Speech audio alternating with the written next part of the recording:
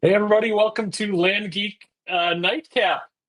Tonight we're diving into the five biggest land investing mistakes that keep beginners stuck and confused and overwhelmed. So if you feel like you're spinning your wheels or you don't know how to get started, this one is for you.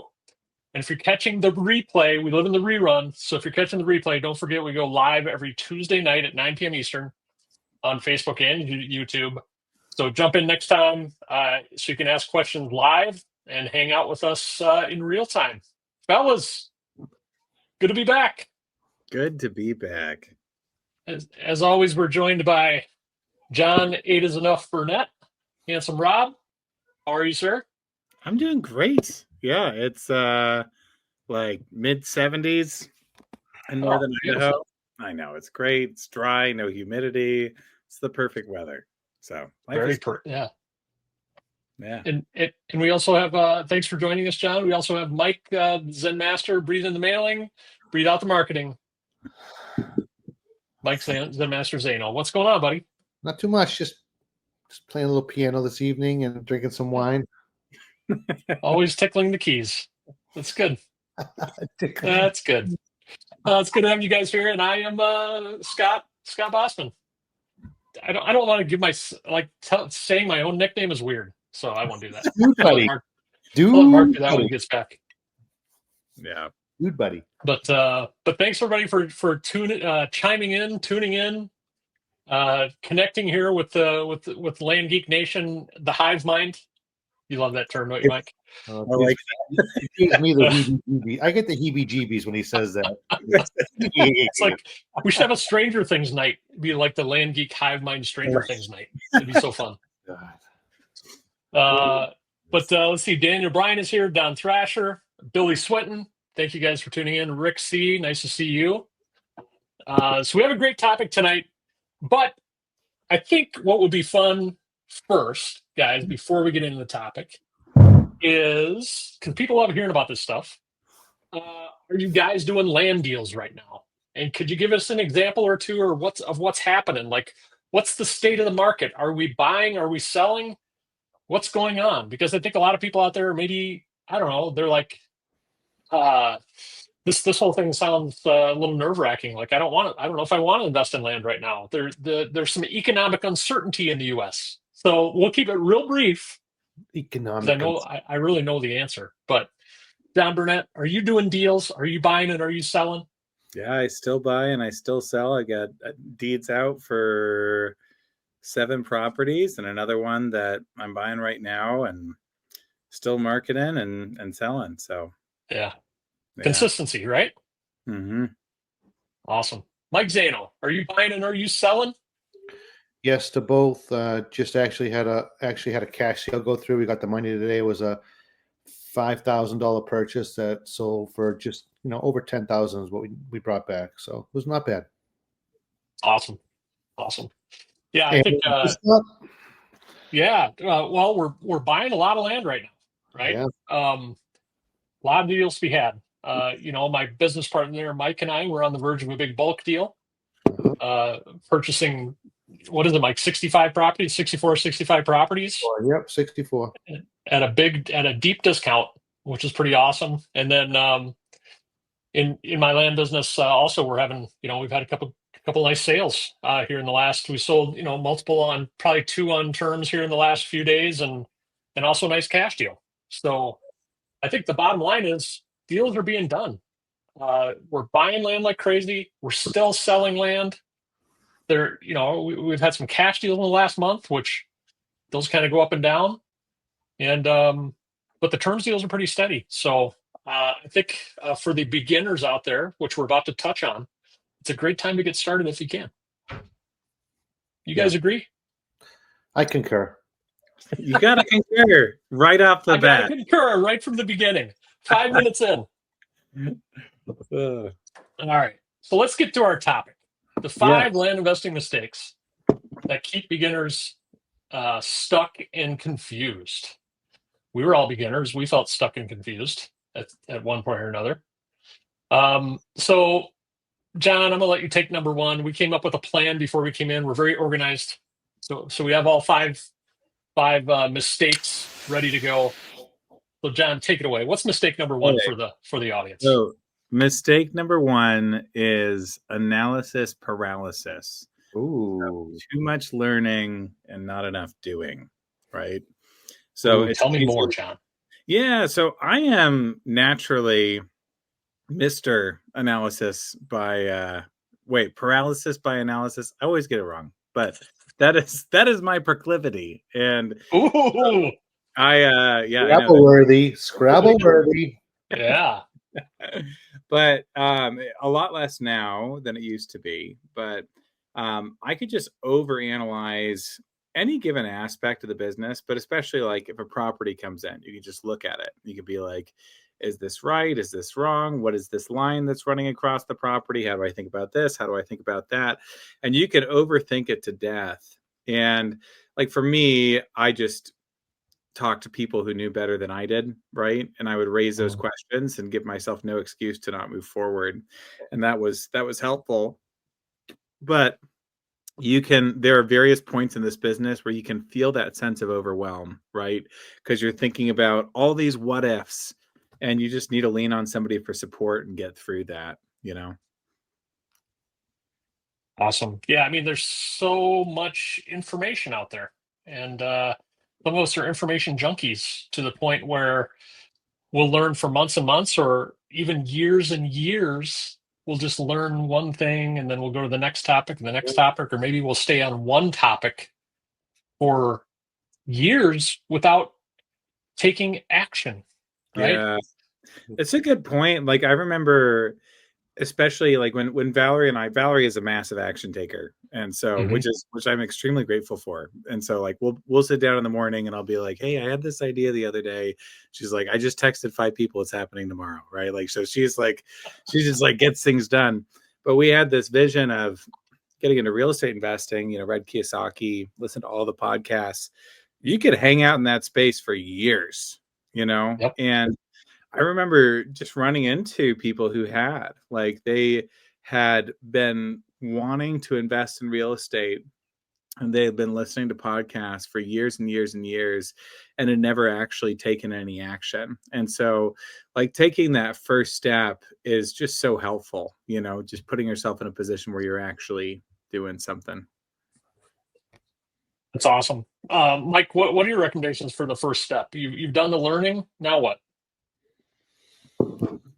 Well, yeah, you definitely got to take some action, but I think even the wrong action can trump no action, Mm. because you can correct something if it's a mistake, but if you don't have anything, what are you going to correct? And I think you guys hit upon some really great points. One of them, we're in an information age, right? There's so much information out there, not just on land investing, but on how to be fit, how to eat right, how to do this, how to do that, that we can just become consumers like the doom scrolling they call it, just looking at option after option after option and feeling like that's moving us forward, but it's really moving us, I would say even backwards, right? Because it's just information overload. So you got to sort of put all that aside, find something that, is that my end? Ooh.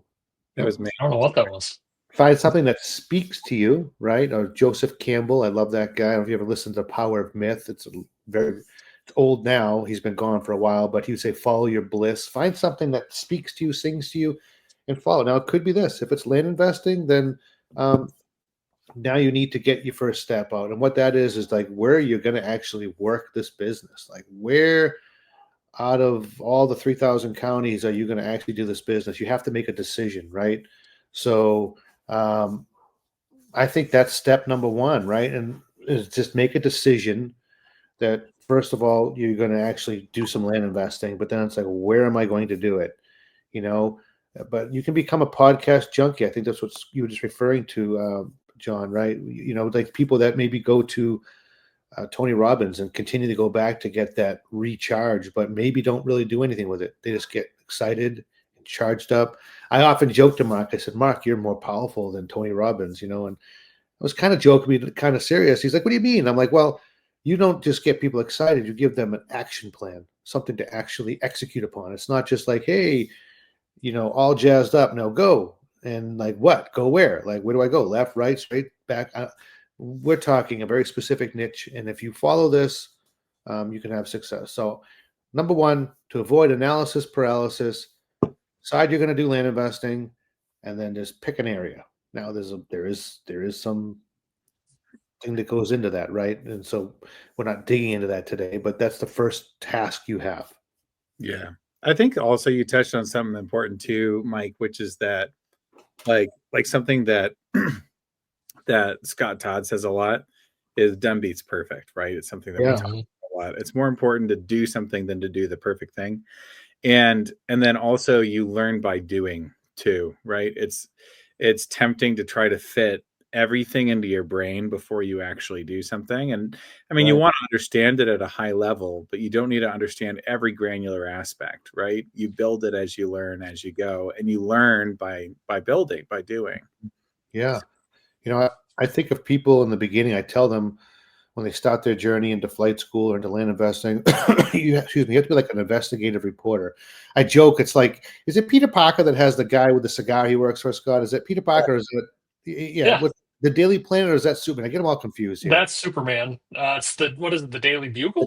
Bugle. One chomping on the cigar that yells at him all the time in the comic. That's the Jonas. What is it, John? Jonas? Like Jay Jonason or something. Yeah. So you see Peter Parker goes in the office and he's like chomping on a cigar. He's like, listen, there's land deals happening out there. I need you to go find out where, how, and how to get some of those, right?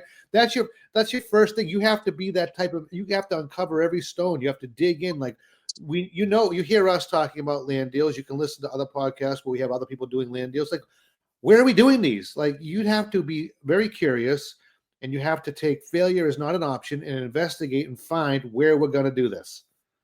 Peter Parker. Peter Parker. I mean, we'll just do we'll do the Boston Laggett segment in reverse here. It's our favorite segment at Land Geek. When Mike says the word completely wrong, and Scott spells it right. I'm not going to spell Peter Parker. You all know how to spell Peter Parker, but Peter Parker. That's a pretty good Boston Laggett segment. Well, you need to be Peter Parker, and you need to figure out whether you have to be an investigative reporter. You have to dig your heels in, and say, "This is what I'm going to do. I know there's deals being done. Let me figure out where they're going to be done." That's step one. Yeah, love it, man. Love it. Mallory Mavis is here. Mallory, what's going on? She says, yeah, it's hard for someone who wants to have everything figured out in the beginning like me. Ha ha. It's definitely day by day. Yeah, you're exactly right. There are a lot of people out there who they feel like they need to have all the info before they take action, right? Just lean on the community. Just go in the Facebook group and just ask questions and lean on people. Go into our online community where I think you get a little bit better advice, actually. Yeah. And just ask. Don't be afraid to ask questions and do that investigative reporting. And while you're doing the reporting, take a little bit of imperfect action. Right? Yeah. Can you imagine day one you go into medical school? It's like, I can't start until I know how to do a surgery. It's like you get all excited. Like, no, you need to figure out the basic human anatomy first. Maybe, I'm guessing, Scott, you've been to these school, but you need to figure some things out before you get to the point of actually cutting someone open and doing a surgery, right? You don't have to have all the answers. You need to start with the fundamentals. Love it, man. Well, you are on fire tonight. Is that a mic drop? That was a mic drop. It's the Pinot Noir. I can't lie. It's the Pinot Noir. In the right mindset. Little Pinot Noir and the Pinot and the piano.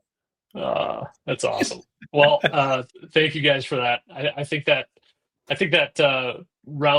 closes out mistake number one that beginning land investors make, right? So we move on to and for those of you out there watching, all 31 of you. I mean, we're gaining some viewers here, some viewers. Crazy. I mean, I'm pretty sure 30 of them are my mom. So the other one, we're proud kids, of you. John. Thank you. 30 are kids. They're my kids. That's right. Device. Give each kid a device. Now listeners watch us. But for those of you out there, what would be, do you have any experiences with this? Did you doom scroll podcasts for years before you took action? What would be your advice to somebody who's on the verge of doing this?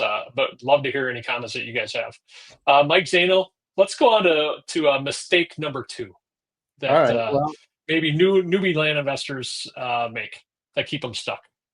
I often say breathe in the mailing, breathe out the marketing. The opposite is inconsistent, right? It's like holding your breath, right? You're holding your breath. You're not mailing. You're not marketing, and nothing is really happening. You mail a couple hundred letters or so, a couple Facebook ads. This is ironic. I saw it. I always reference here, which you guys have both heard, the parades, right? And I just went to one. There's up in a little town called Newburyport, a coastal town. They had a Yankee parade, Yankee homecoming, and in this parade, um, there they were, the people with the push carts with the balloons and the popcorn and the pretzels, and everything's overpriced. And they walk down, popcorn, balloons. Now if they walk 5 feet, 10 feet, 20 feet, it's like one ad, one mailing, right? But what do? They go back and forth, back and forth, back and forth. And eventually they wear you down. They wear you down. You buy that stale popcorn for $5. You could get a whole case of popcorn at home, but you buy it. You buy that blow up balloon that's probably worth 10 cents. You pay $10 because your kid really wants it, or the thing that makes all the noise. Woo! All that stuff. But why do they do that? Because they walk the whole parade back and forth. Now, if you were to just walk a couple feet, how many things would they sell? Nothing, right? So this is the same thing here. If you're not consistent with your mailing, you're not consistent with your marketing, you're walking like 10 feet in the parade with your push cart, you're not going to sell any of your stale popcorn, none of your, none of your pretzels, none of your balloons, none of your bugles. You're not going to sell any of that. So you got to be consistent. You got to. There's a little trick here. Unlike the push cart people, we get somebody else to push the cart for us, right? And I think I'll let maybe you guys talk about that, right? We don't have to push the cart. How do we follow this guy up tonight, John? I don't know. I was just waiting. I was like, how are the push carts connected to mailing? And then you did it. It was beautiful. I love it. It's the truth. Yeah. Yeah. I mean, you gotta show up. You gotta show up over and over, right? And sometimes to the same people over and over. And you can't stop. You can't stop the cart, which is the big mistake that a lot of people make. And sorry, I got a fly over here or something, fruit fly. But they maybe they have a successful mailing campaign and they get some offers back, and then they get nervous. They're like, oh my gosh, what do? I'm not mailing anymore until I figure this out. Right. We deal with these So first. they put the brakes on the mailing when really you make the money with the mailing, right? So don't stop the mailing, even when you might be a little bit overwhelmed with, hey, what do I do next? Right? Yeah. What about you, John? What do you think? Yeah, I agree. I think it kind of ties to like maybe a different flavor of analysis paralysis, like where you just kind of, I don't know, like I guess maybe it's not analysis paralysis, but you can kind of freeze up in moments like that, right? You post an ad, somebody responds, and you're like, oh my goodness, like you can just kind of, I don't know, you just have to keep on pushing through, and you have to be consistent. Consistency is key, right? And once a day is better than five, once a week, right? All in a block or something like that. If you can do something with some level of consistency, it'll churn results. But like you were saying, Scott, like, I mean, I had one point in my business, I probably talked about it before, where I remember early on, I had this stack of offers that had been returned to me. I think I went on a trip or something, and then I had this stack, and there were accepted offers, there were countered offers.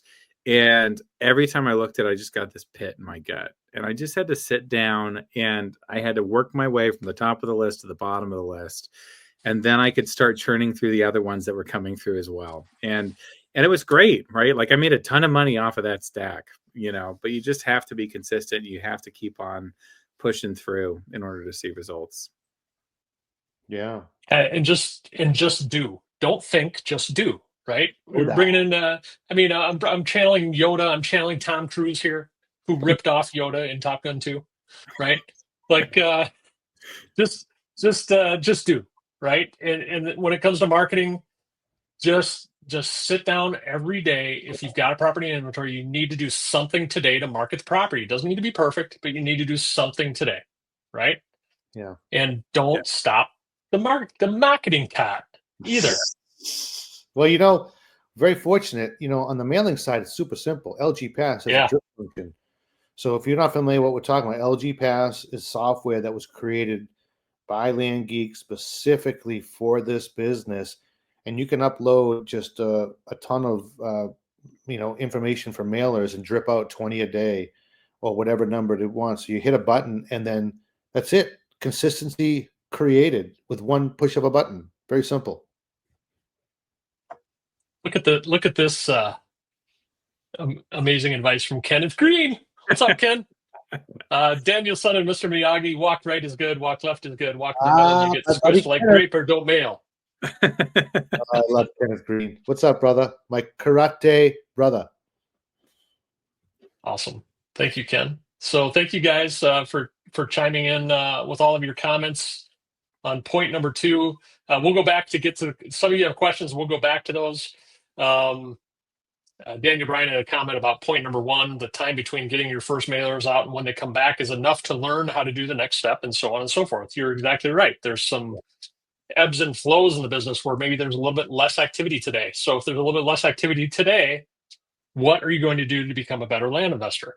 Yeah. Well, there's a ton of learning we can do, right? There's a ton of networking you can do while you're waiting for things to hit. So that's awesome. Don Thrasher said, Mike, you are in fuego. But I need to say, Don, a little birdie told me that you had your first sale. So I think I'd flip it around and say you are in fuego, my friend. Let's hear the details. So Don, if you want to throw the details in the chat, that's always fun for people in the community to see. If you want to tell us what you bought it for, what you sold it for, perfect. If not, no worries. But yeah, congrats to you. And I think he just started flight school not long ago. So yeah, a couple weeks ago maybe. So that's pretty awesome. So awesome. Don, congrats. Great job, Don. All right, we'll get to some of the other questions. Like I said, we'll come back after we get to the after we get through the 5 common mistakes people make. So all right, so I take number 3 here since you guys we're doing a little round robin here. Yeah, let's do it. All right, so mistake number 3. In the beginning, we're all excited. We're craving that first deal, right? And we get a response, and we're like, "This is it. I'm going to buy it," and we chase it. And because maybe we're a little bit inexperienced, sometimes early on we chase things when we shouldn't, right? Mm-hmm. So when you get that first mailer, that first accepted offer that comes in, obviously you're going to get that dopamine hit. It's going to be really exciting.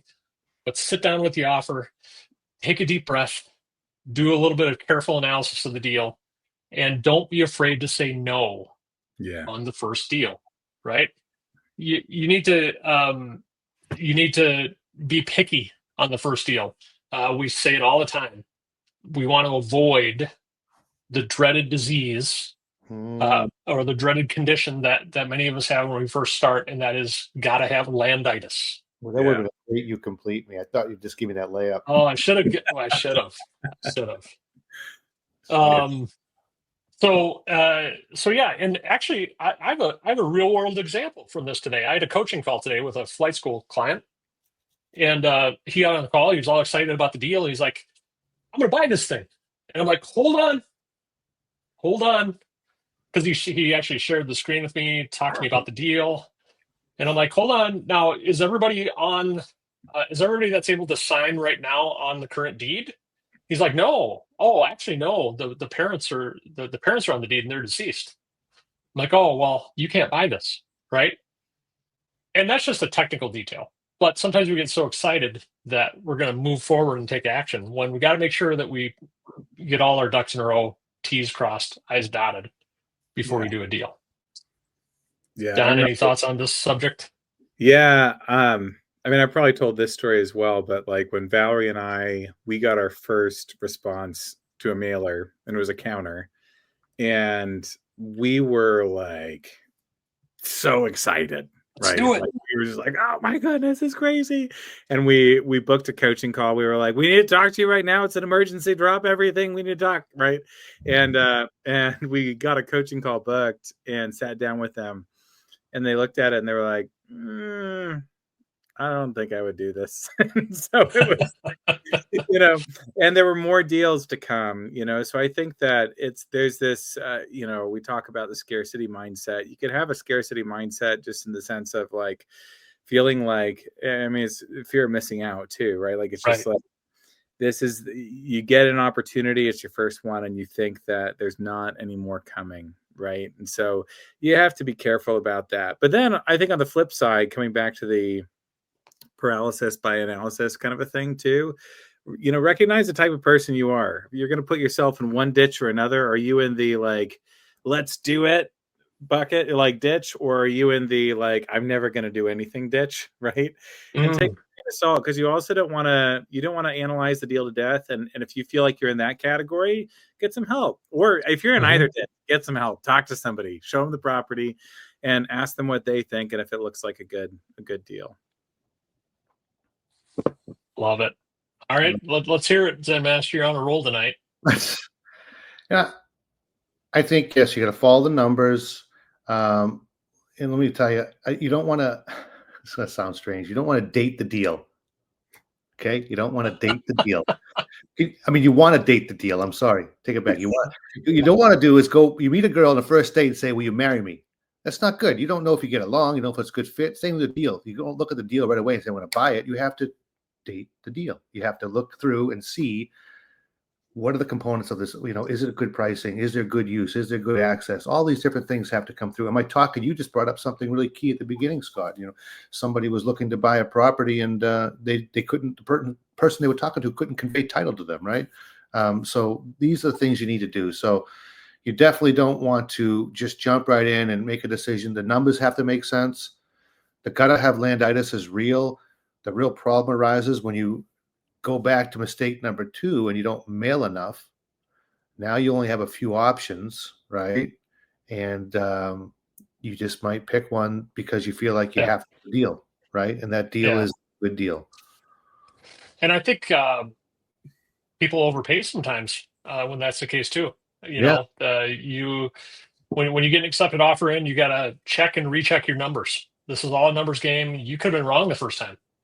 Go back and you might have neutral mindset, right? Yeah, you got to be cold and analytical about this.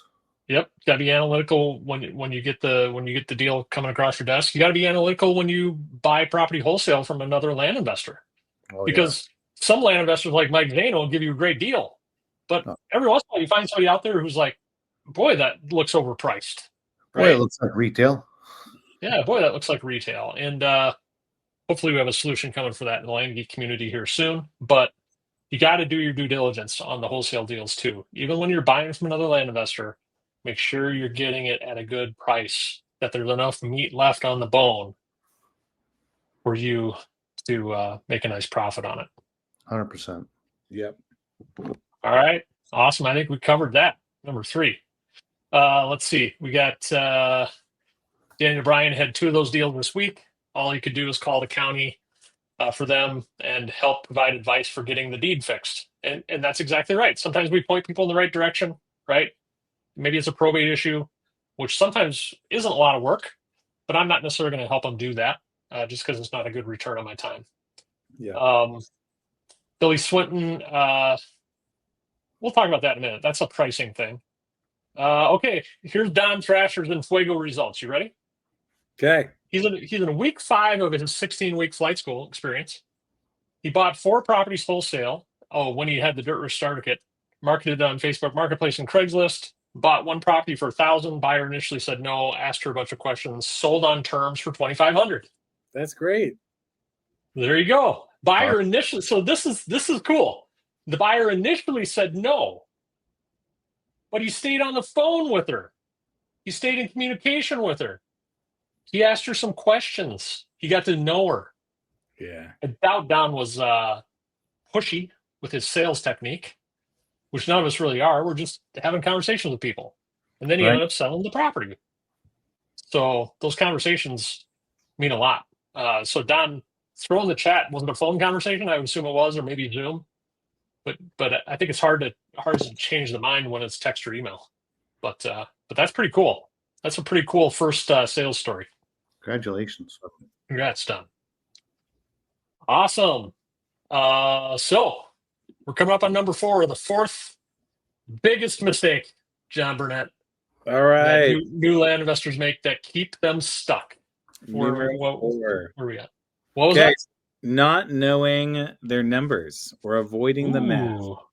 So And that applies to a number of different things, right? So are you pricing your offers? Do you understand the return and your margins on your properties? But also things like marketing, right? If you're marketing on a platform and you're spending $1,000 a month and it gives you one sale a month, then you're paying $1,000 a sale, right? Like, Mm-hmm. and so that squeezes your margins, right? So it's important to know how much you're paying. It's also important, I think, so from the dollars and cents, right? Like that's a really important thing for you to be aware of, but also thinking about the output of your team, right? So you can go set it and forget it, right? And I've done this. I'm sure we've all done this at one point or another, where you hire a virtual assistant and you let things go and you come back a few weeks or a month later and you're like, what happened to this part of my business, right? Like, why is it in decline? And you look at it and you're like, oh, that's why, right? And I had one instance where I hired somebody to do a bunch of Craigslist ads for me. Mm-hmm. We had all of our leads funneling into an Airtable base, and we were following up with all of them and all this stuff, and we were doing some good sales and stuff. And only like at some point later did I actually delineate how many leads we were getting from each individual source. What I found out was that I was paying I think I was paying $500 a lead from this guy. Like I paid him $1,000 over like the course of, I don't know, 2-3 months or something like that. And the lead flow just wasn't there for his ads. And so it's just a clear, like, okay, this was a clear mistake that I made. I need to be keeping my finger on the pulse here. So I think knowing your numbers across every area of your business, not overthinking it, but making sure that, if you don't keep tabs on things will naturally start declining and start bloating. And so you have to make sure that you're aware of where things are at. That's awesome advice for a beginner, for sure. Mike Zano, you're a numbers guy. No, Your favorite mathematician? my math. Tell the joke. 3 kinds of mathematicians: those who can add and those who can't. Mm-hmm. There we go. But I'd have to concur with John. I mean, he nailed it from every angle there. I'd have to concur. Maybe Sure. you need to confer before you concur. I mean, concur with you about the concur for me. So, but it's true, especially on the VA side of things. If you don't understand, that's the dangerous part about outsourcing, is before you truly understand the deliverable. And if you were to outsource it and not know what it really costs, or you've never done it yourself, you could overpay. If you don't just have a clear idea of what you want them to do and you let them sort of take the lead, well, VAs just want to work, right? And they're amazing, many of them, right? But they just want to work. So if you leave them to their own accords, their own devices, they're going to work and they're going to work and they're going to work and they're going to bill. And it doesn't mean they're necessarily doing what you want them to do. So you really got to be tight with that. You got to understand the deliverable. You got to understand the numbers in that sense. So I think that was I would just highlight what John mentioned there, because I think that's very real, especially in the beginning, John, right? That could happen to somebody. Oh, is he frozen? For sure. Is he fake frozen or real frozen? Who, John? John looks real frozen. At first, I thought he was fake frozen too. I think fake famous, I think he leaned into what I'm saying and was giving me some sort of look at this condescending look that he's frozen on. He's entranced. I can't even. My gosh! You gotta block him out. He's looking at me like, "What, Mike? There he is." There we go. Yeah. Sorry, Mike. Glitch in the Starlink. We just hopped off for a minute. So you leaned right in. I'm like, okay, what's going on here? Frozen. Oh man, yeah. I think I would say one thing about numbers too, and that is you both alluded to this, but when you're first starting out, just really know what you're spending, right? Just keep a spreadsheet or something, and go through your expenses month to month and look at what you're spending. And I'm a believer that a few months into this, after you've learned how to do it, you should hopefully be able to cover your expenses with cash, right? So figure out a way to do that, and the best way to do that is by wholesaling to another land investor, because that's kind of a quick deal. But keep your operating expenses low, and a few months in, try to cover your expenses. Okay. and that'll make you put you on the path for faster growth, I think, financially. Yeah. All right, awesome. So let's see, other comments coming in here. I think Don was laughing at John's frozen face there, which was all good. That's a question we're going to take here in a little bit. All right, awesome. That's another question we'll take here in a minute. So, Mike Zano, Yes, how sir. you doing over there, buddy? You doing all right? I'm doing good. I got plenty of wine. It's good. It's getting late over there on the East Coast. Yeah, it is. What time is it right now? Oh, it's 9:39. 9:39. All right, we have one more common mistake that newbie land investors make that we want to talk about, and Sure. I think you're up, Mike. I think it's your turn. All right. Mistake number 5: doing everything themselves for too long. Delay hiring a VA. Delay in automating with tools like LG Pass, GeekPay, etc. Leads, they fall through the cracks. Sellers and buyers go cold. Burnout kicks in. Delegate before you're drowning is what we're saying here. You don't need to do it all. And Scott, you must have come up with this here, this pro tip. If you do a $10 task all day long, you probably have a $10 an hour business. That sounds like a Scott Bossman quote. Yeah, that was definitely me. Yeah. But the message is real here. You have to take advantage. If you want to scale, you have to take advantage of tools, right? And the thing is, there's tools. LG Pass alone. Remember before that, we were let's just go before that. You have tools like Zamplo. Before that, we were getting this cryptic data from the county, and we were trying to Frankenstein a list. Remember those words? Frankensteining a list. Scott Todd would spend hours at boot camp teaching people how to do this. Now we do that a snap of a finger with some software, right? So you embrace that. We used to have to hand mail. Now LG Pass mails for us. We used to have to mail merge deeds and documents, and that was a pain. But now the software alone will scale you. But when you see how we bring in the virtual assistants with user access to that software and create the workflows, now you're starting to truly work on the business and not in it. So that's a big part of avoiding mistake number 5, right? Is get the correct software built for the business that you're running, right? The software was built for the LG Pass is not something that we just took and sort of form fitted it. It's actually built for this business, right? True and true. So it does exactly what we need it to do. So start with some things like that, basic tools. I love it, Mike. As you're talking about that, there's this app on my Mac that I used back in 2015. It's called Pages Data Merge. It was my mailing merge app that I used on my Mac. I still haven't downloaded. I don't know why. You probably were you an iMacros guy? Why do I think that was you? No, that was John. Yeah, John. macros guy. Yeah. Yeah. Yeah, the little stick, and I'd set it up and I'd run it and I'd go to bed and wake up. It's like Christmas morning. I'm like, where's my list? Where's my list? And then, yeah, man, it was crazy. I think I was using Microsoft Word and doing mail merge, printing out. I just remember the printers just running and Yep. you might have a buy Newtona every week. Yeah. You guys remember those? Did you guys ever get those burner phones? Oh yeah. Mm-hmm. I remember I had all these phones and all this for Craigslist and whatnot. Yeah. Yeah. Talk about a tech stack. It's great. Yeah, exactly. Yeah. Oh man. Yeah. No, I love it. I think it's interesting too. Something that you talked about, Mike, with just the idea. Uh-oh. There it is again. The lean. Rose again. The Starlink, man. This is not reliable tonight. Is that what he's using? Yeah. I mean, no, he's back. This is he froze up, John. Are you on Starlink? No, I'm not on Starlink. This is just Idaho data. So it's great. We can only have one person on the internet in the town at a time. So right. Important. Well, everybody was hanging on the edge of the seat, particularly me, because you were referencing something I said, and now we need to know what it was. So I was talking about burnout, right? Using tools or not using enough tools and not using people.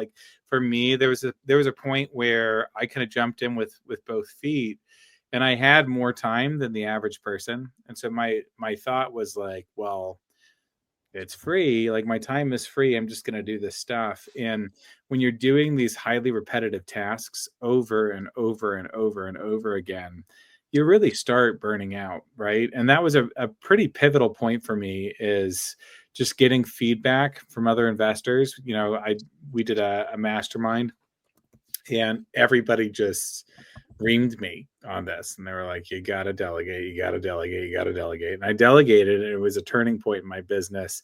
Like, I think both in doing a lot of deals, but also just for me, like being able to manage that effectively without burnout. So I think it is an important thing to take things off of your plate, even if you've got all the time in the world. You know, you want to be focusing on the most pivotal tasks. Ken, you're right. Maybe not as much anymore, but land geeks have always gotten buried in apps that have apps. Mike Zano's an app guy. Like he'll go from one app to app to app to app to CRM to CRM to CRM. I love him. Planner to planner to planner. Backpack to backpack to backpack. Backpack to backpack. Notebook, notebook to notebook. Email It's all good, man. service, the email management service, the email management service. Goes on and on. Quit doom scrolling the apps, Mike. Enough. Keep it simple, man. Oh, did you freeze now for me, Mike? Did Mike freeze now? Is it? Oh, no. Okay. I like it. Just Good one. That was a good one. yeah. Oh man. Okay. That would be a great, like at some point, Mike, you and I should just randomly freeze, and we should just see what Scott does. We'll have to call that something. That'd be good. That'd be good. Awesome. Well, any comments from the peanut gallery tonight on any of the 5 mistakes we talked about? Otherwise, we'll go back and let's. Gallery, they're probably never going to show up again now. I mean, what's wrong with the peanut gallery? Is that a derogative? Is that a derogatory What's term? the origin of that? What is the origin of the peanut gallery? That's probably a good topic for the nightcap. It's probably some Shakespearean thing, like back when they were doing plays in the dome. John's on it. I can tell. I can tell when he's got his research face on. He's looking it up. Oh, so peanut gallery. Let's see here. What do we got? I found out what it is. What is it, John? So it referred to the cheapest and rowdiest seats, typically located in the upper balcony of a theater. Well, they would have peanuts, right? Yeah.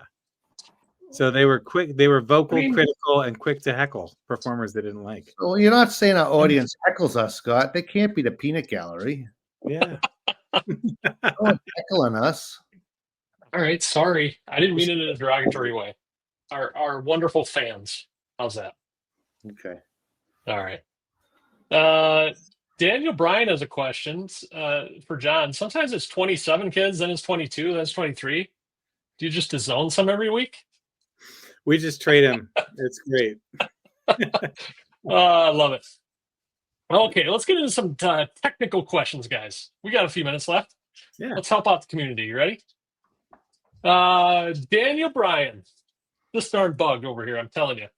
How long would you estimate does it take on average for a dirt square, my favorite term, a dirt square to sell once you've listed it? I'm on the selling side of my first 9 properties now.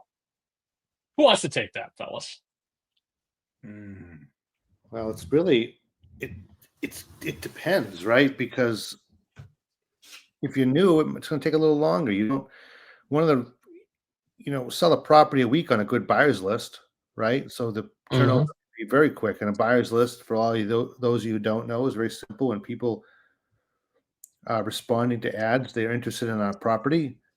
They may not want to buy that property from us, but we always tell them we acquire new properties every week. We collect their email on some sort of platform like MailChimp. And then every week we send out a blast and say, hey, you're on our buyer's list. You get a special deal, maybe no down payment, half off the doc fee, whatever. So once you build a substantial amount of people on that list, you're going to start moving property quick. But in the beginning, it might take you a few weeks, might take you a month. Who knows? You could get a good lead right out of the gate. But either way, just stay consistent with it. But it's going to get shorter over time. But it could be quick, or it could take a few weeks. But The good news is they all sell. We repeatedly say that. Mhm. No matter what property it is, they all sell. Yeah. I think there's also a little bit of seasonality to take into play or take into account too. So, if you've got a property up on the top of a mountain that's not winter accessible, that'll be a tougher one to sell in January, right? And a lot easier in August, right?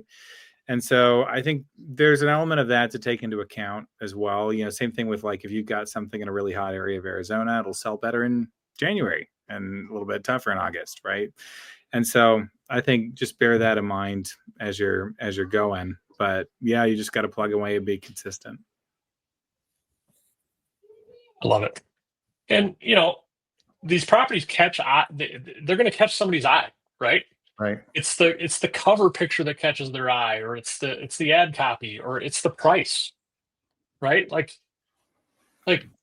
how much money do we waste on coffee every month? Mike, I won't ask you. I know. Well, I've been recently doing the decaf latte. Yeah, how much is that? $7 per lot, including the tip. $7. $7 for coffee. Oh. Now it's not even coffee; it's decaf. But yes, let's just say Mike bought one of those a day for a month. That's $210. I could own $200 a month. I could own What? 2 properties. You could own 2 properties for $200 a month if you just drop the coffee. If you just go to McDonald's one time, a couple times less a month, right? Eat some bologna, buy some land. Eat some bologna, buy some land. I was just talking about bologna. Please have a t-shirt. We were just talking about bologna. You remember? I don't know about you guys. When I was a kid, we go on field trips. We brown bagged it. It was always white bread and bologna. With butter. With butter. Yeah, with some butter or some mustard, whatever it might be. And Well, we no refrigeration. We'd be on trips going, all day long. There's no refrigeration. That brown bag just kept it the right temperature. Kept the mayonnaise perfectly fine. Yes. Mayonnaise is inherently a coolant. It's a bologna coolant. That's what mayonnaise is. And this is why Mike got botulism. You're fine. There's mayonnaise on it. It'll keep the bologna cool. Oh my gosh. We digress. What did you say about bologna that brought that up? I just said, eat bologna, buy land. Eat bologna, buy land. Yes. Can we get shirts made for the Dirt Rich Summit? Can we have not? those? Eat bologna, buy land. That would be a great T-shirt. I love it. All right, a couple other questions here coming in. Let's see, questions or comments. I love Stacy's comment here about mailing. Farmers plant seeds and have to wait until they get to harvest. Letters are seeds. I love that. We are planting seeds with our mailers for sure. That's a great. Every time we go to the mailbox, we're like crop dusting, kind of. Anyway, why did you just hang your head in shame? Let's see. What else we got here? Okay, from Billy Swinton. Priced a few pieces of mailing wrong. He's at about 55%. So 55 cents on the dollar, maybe. So the neighbors aren't interested in buying. Is 55 cents on the dollar low? Buy it for $27.50 and sell it for $6,000. That's a great deal all day long. Just make sure you're right with your values. If that's a cash flip, I don't see anything wrong with that. Yeah, well, and I think that at $27.50 buy and to sell at $6,000, that's less than 50%. What is that? Let me map. Yeah, it's like 45 cents on the dollar. Yeah, 44.6. 45.83. I don't think the so-called peanut gallery likes when we correct their math. Yeah. Sorry, Billy. I apologize for John calling you out on your math. Oh man, alive. Here's a question from Rick. Can an investor sell at a price too low because they can't wait for their first sale? So he's off. So the investor's offloading it, right? No, I mean you can wholesale it for a couple $100 and be happy. It's how much time you put into it. I would say wholesale it though to a land investor. Don't sell to somebody in the market at a deep discount, right? Yeah. You know what this reminds me of? My old sign, which I wish I had in the office still. It said wholesale, retail, Holiday Inn. Yeah, where did that sign go? I know. I redid the office, took it down. But wholesale, retail, Holiday Inn. That and deal flow solves everything. I love that sign. You gotta get those back up, dude. How about the horse with the fly? Come on, you didn't like that one? Oh yeah, we loved that one. So did Scott Todd. I had this horse, and my sister-in-law made it for me. On the end, on the little fly on its tail, because the saying is, even a fly can travel 1,000 miles on a horse's tail. You don't have to be great. You have to follow greatness, and you can have some of that greatness as well. So I told that to Scott Todd, and he was like, "You call me a jackass?" I'm like, "No." I said, "You're a stallion. You're a stallion." Stallion. He didn't get it. He didn't get it. He didn't like it. I had to give him a compliment. Oh man. That's a great quote, Mike Zano. Great quote. Yeah. This is from Jeff. Trying to get going again after being evacuated. Oh, Jeff, yeah, I heard about that, man, and I hope everything's okay. Trying to get going again after being evacuated for a major wildfire in the backyard. I should buy a property by now, but it feels overwhelming. We were evacuated for over a week. I mean, yeah, Jeff, take care of yourself, right? The land will always be there, and don't feel too discouraged that you're a week behind. Yeah, that is not procrastination. That is not overanalysis. That's like safety. And you know what? When you have when time allows, get back on that treadmill, and it'll happen. Yep, for sure.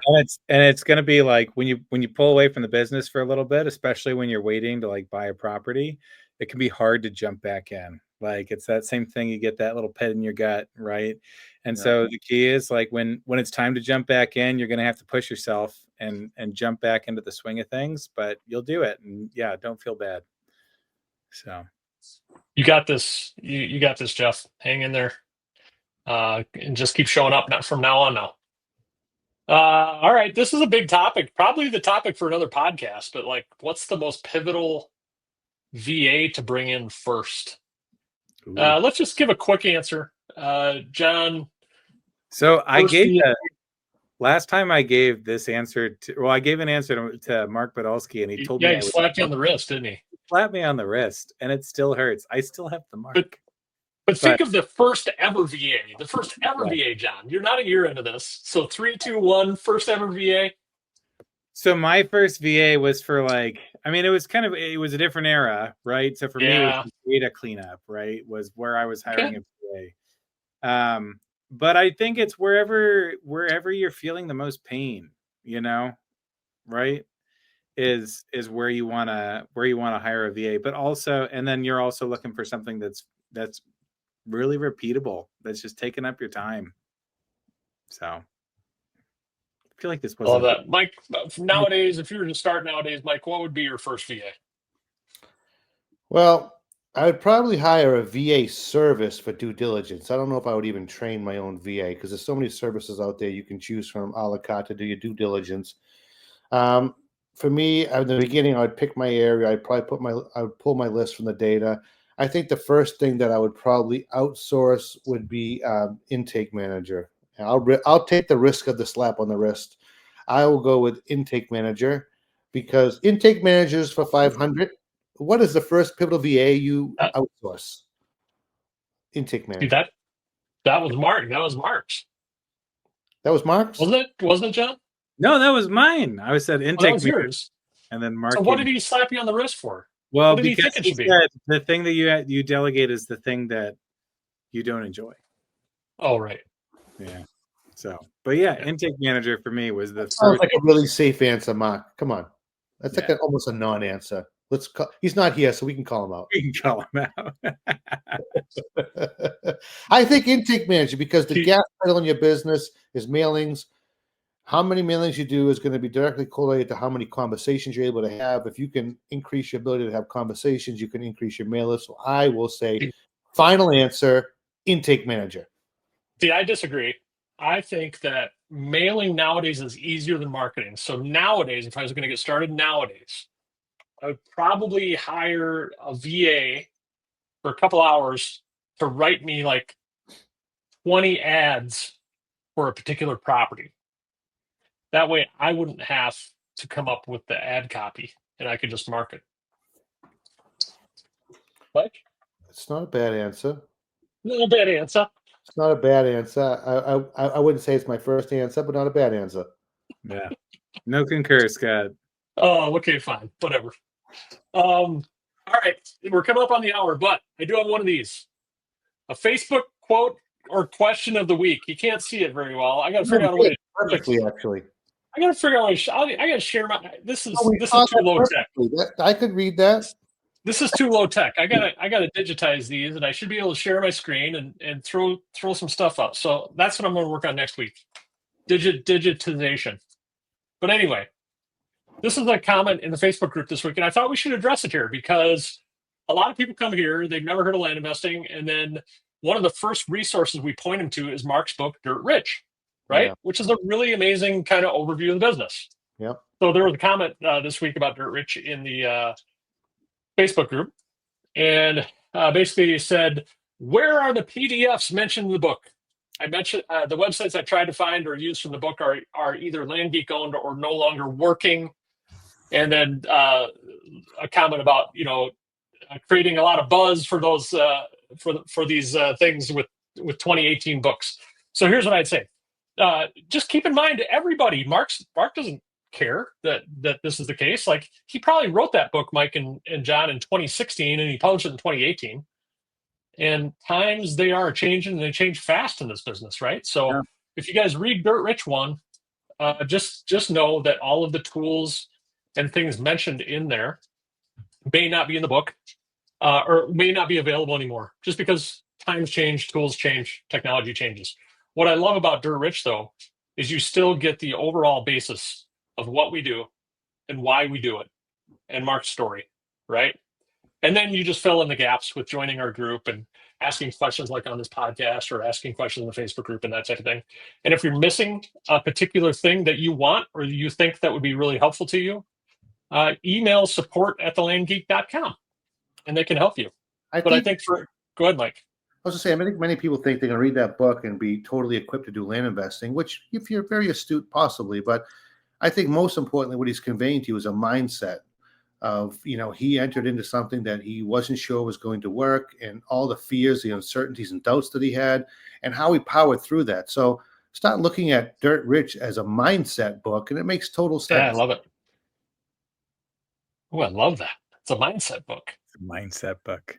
Mindset book. And Dirt Rich 2 gets into a little bit more of the technical stuff, right? Nitty gritty. But if you want the most current things, come every Tuesday night and talk to us. Talk to us. We'll give you the most current advice. The most current. Today's advice. Because we are the hostess. We are the hosts with the mostest. We are. Yes. Eat bologna, buy land. What'd you think of that, Mike? Oh my God. Eat bologna, buy land. I was trying to see if I can get some emojis. Remember I had the emojis going? I don't know what happened. There's nothing. I just want to make like an AI video ad of just a guy eating a bologna sandwich in silence on a piece of land, and then like as he's eating the sandwich, like a slogan pops up and it just says "Eat bologna, buy land." Oh my God, that's gonna work. Oh man, it'd be a catchy title for an ad, wouldn't it? It is. Yeah. If they click on it, be like, "What the heck?" All right. Look at that last sip right at 10 o'clock. I'll pour myself another little nightcap here as we sign off. But everybody, thanks for coming. Or a nightcap. I thought you said light. We'll have a nightcap after the nightcap, and let's tell them what we're talking about next week. One second. What are we talking about next week? Oh, let's see. Oh, I forgot to hit that button. I'm in charge of too many things over here. Nightcap. Next week, August 12th. Well, the year's flying, fellas. August 12th, 2025. The topic next week is the land. Oh, we're getting techie next week. Ooh. The land income calculator. How to make money every time you buy land. Wow. Mike, you're in charge of that one, buddy. Bring your calculator. I didn't know we're doing math on Nightcap. I'm bringing my T100. It's gonna be great. Yeah. Bringing the 10BII. Is that what we're doing? Oh. Yeah, I don't know. Maybe. I guess I got to figure out how to share my screen. So All right, guys. Thank you very much. Cheers to you. Cheers to all. Let freedom ring. Mark, we miss you. Come back soon. And don't forget, Dirt Rich Summit, first weekend in November. It's coming up. It's like 3 months away. Let's do it. We'll be there. You can meet us in person. We'll sign your baloney shirts. It's going to be great. I'll bring the bologna. And I'll keep it in my suitcase. I'll just be in the corner. Sign pizzas of bologna. I'll be in the corner making sandwiches. Yeah. All right. Thanks, everybody. Have a good night. We'll see you next week. All right. Bye-bye. Cheers.